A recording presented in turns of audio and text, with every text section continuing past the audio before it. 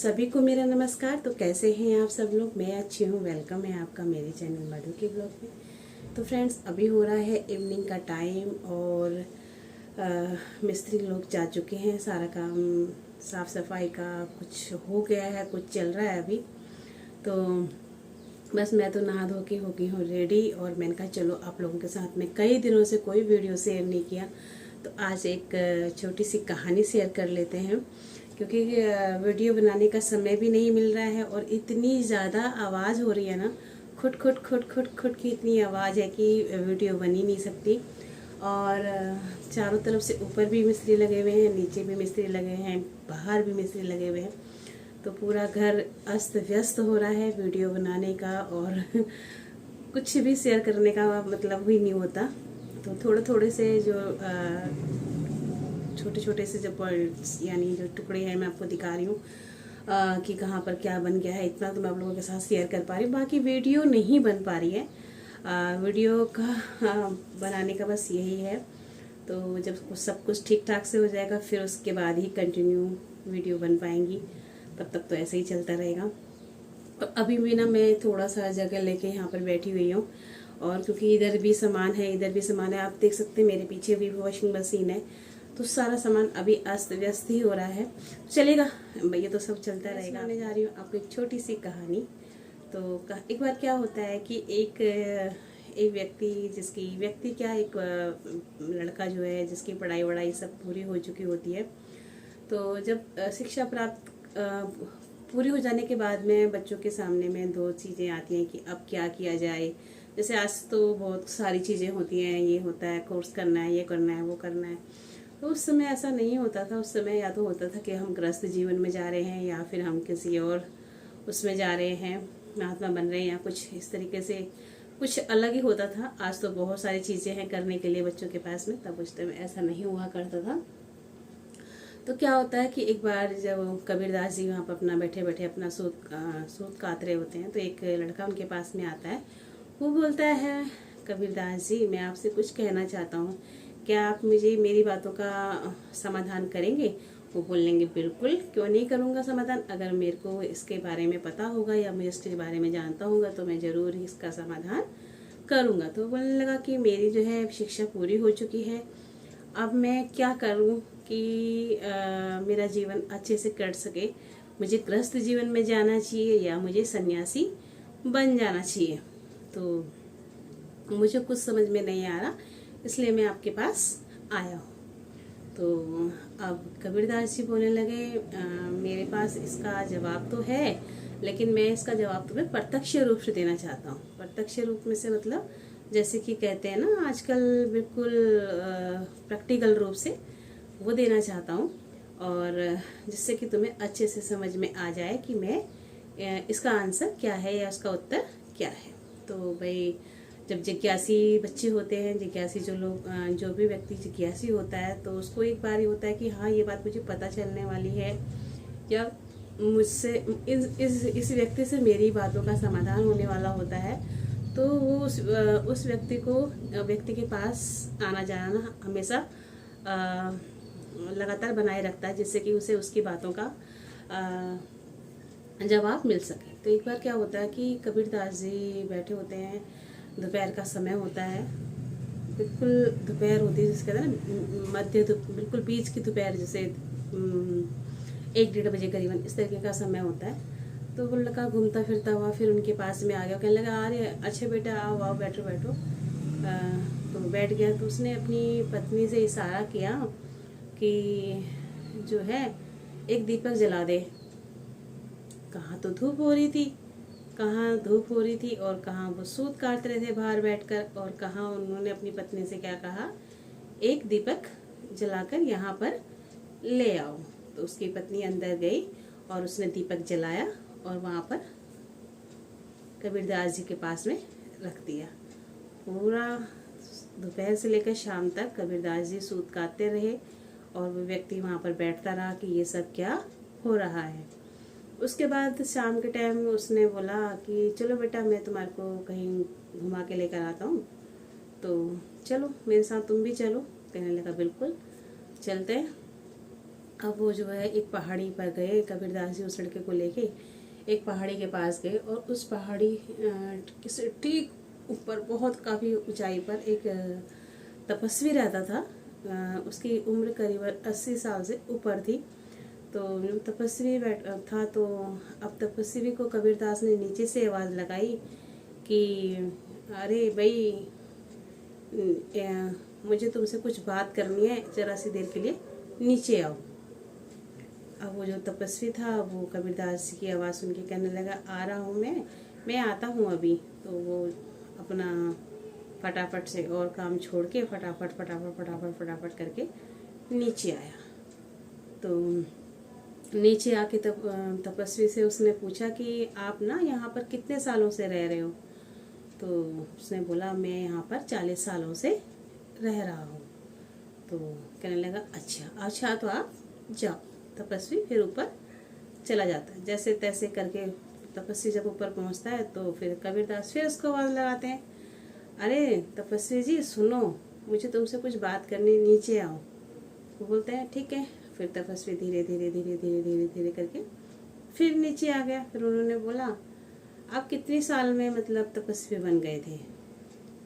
तो उसने बोला कि मैं 24-25 साल में जो है तपस्वी जो है बन गया था। और उसके बाद जो है मतलब 24-25 साल या 17-18 साल जो भी उम्र रही होगी मेरा शिक्षा प्राप्त होने के बाद, जिस तरीके से वो लड़का बात कर रहा था ना, सेम उसी एज में वो भी तपस्वी बन गया था। तो बोलने लगा कि मैं इतनी उम्र में बना हूँ और मुझे काफ़ी साल हो गए और 40 साल से तो मैं इसी कुटिया में रह रहा हूँ। तो उसने कहा अच्छा तो ठीक है, आप जाओ। उसके बाद फिर वो ऊपर पहुँचा। ऊपर पहुँचने के बाद जैसे ही वो ऊपर पहुँचा तो तुरंत ही कबीरदास ने फिर आवाज़ लगाई, तपस्वी जी नीचे आओ, मुझे तुमसे कुछ और बात करनी है। फिर वो तपस्वी फिर नीचे आए और नीचे आने के बाद बड़ी मुश्किल से नीचे आए, क्योंकि बार बार ऊंचाई में जाना और बार बार चढ़ना और बार बार उतरना तो एक आम आदमी के लिए भी बड़ा मुश्किल होता है। तो वो तो बहुत बुजुर्ग था।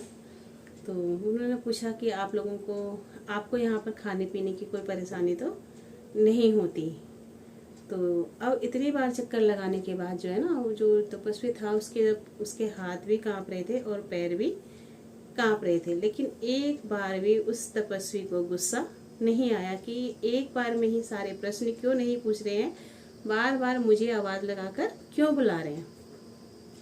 तो फिर ऐसे ही हुआ। फिर वो जो है फिर चढ़ गए तो बिल्कुल ठीक ठाक था। उसके बाद वो लोग घर आ गए।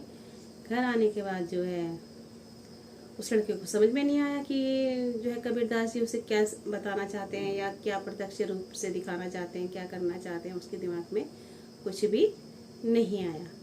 अब जो है उसने क्या किया, तो कबीरदास जी ने पूछा, कुछ समझ में आया आपको कि बेटा आपको कुछ समझ में आया। उसने बोला कि नहीं, मेरे समझ में तो कुछ भी नहीं आया, ना मेरे को पहला वाला कुछ समझ में आया, ना ही मुझे कुछ दूसरा वाला समझ में आया। तो उसने कहा कि अगर आपको गृहस्थी बनना है तो पूरी तरीके से इतने अच्छे गृहस्थी बनो कि कोई भी तुम्हारी बात को जो है बात का उल्लंघन करने का मतलब ये नहीं कि इतने कठोर हो जाए कि तुमसे डर के मारे कोई तुम्हारी बात का उल्लंघन ना करे। इतना प्रेम, इतना स्नेह, इतना प्रभावकारी होना चाहिए कि आप जो कहो दूसरे आदमी को ये लगे कि बिल्कुल सही कह रहे हो और बिल्कुल सही, मतलब उसका प्रत्यक्ष कुछ ना कुछ कोई ना कोई रीज़न हो। ऐसे मतलब दूसरे आदमी के साथ रहो। जैसे कि मेरी पत्नी, या आप जब भी विवाह करते हो तो विवाह के बाद भी अपनी पत्नी के साथ में इस तरीके से व्यवहार करना चाहिए। इतने प्यार से, इतने प्रभावकारी तरीके से उसके साथ रहना चाहिए कि वो कभी भी आपकी बातों का उल्लंघन ना करे। कभी उसको किसी भी बात का पूछने का कोई रीज़न ही ना हो कि ऐसा तुम क्यों कह रहे हो या ऐसा आप क्यों कह रहे हो, ठीक है ना। जैसे कि मेरी पत्नी ने क्या किया, मैंने उसको बिल्कुल 20 दोपहरी में एक दीपक जलाने के लिए कहा, लेकिन उसने मुझसे कोई भी बहस नहीं करी कि आप इस दीपक को क्यों जला रहे हो, इतनी रोशनी में दीपक जलाने की क्या ज़रूरत है। तो मैं एक गृहस्थ हूँ और मेरी पत्नी को आपने देखा होगा कि बिल्कुल भी उसने किसी भी चीज़ का मुझसे कोई भी प्रश्न नहीं किया और सीधे सीधे चुपचाप से जाकर दीपक जला के यहाँ पर चली गई। और उसी तरीके से जब हम वहाँ गए, कहाँ, तपस्वी के पास में, तो तपस्वी ने भी इतने चक्कर लगाने के बाद भी एक बार भी गुस्से से कुछ भी ये नहीं कहा कि बार बार आप मुझे ऊपर नीचे क्यों बुला रहे हो, मेरी अवस्था तो देखो, या किसी तरीके की कोई भी उनके चेहरे पर कोई भी सिकन नहीं था। वो जब भी मैं कह रहा था बार बार नीचे आ रहे थे और उसके बाद बार बार ऊपर जा रहे थे। तो ये होता है पूरी तरीके से गृहस्थ जीवन और पूरी तरीके से तपस्वी जीवन। तपस्वी जीवन भी बने तो ऐसा बने कि उसमें भी ईर्ष्या, क्रोध, किसी के लिए बहुत ज़्यादा ईर्ष्या करना, किसी के लिए बहुत ज़्यादा द्वेष मन में रखना, या फिर किसी के लिए मतलब अगर हम तपस्वी बन रहे हैं तो फिर हमारे अंदर ये सब चीज़ें नहीं होनी चाहिए। मतलब जो भी बनो, चाहे गृहस्थी बनो, चाहे आप तपस्वी बनो, लेकिन जो भी बनो श्रेष्ठ बनो। श्रेष्ठ बनने का मतलब यही है कि जो भी करो पूरे अच्छे से मन लगाकर, किसी भी तरीके का कोई भी उसके में नहीं होना चाहिए।